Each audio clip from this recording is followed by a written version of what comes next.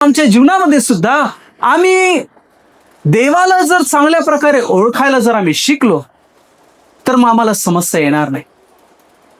तो आम्हाला सांगतो मी मॅन्युअल आहे, म्हणजे आम्हाबरोबर देव आहे. तो म्हणतो मी यहोवा निस्सी आहे, म्हणजे काय? विजयाचा झेंडा तो आहे.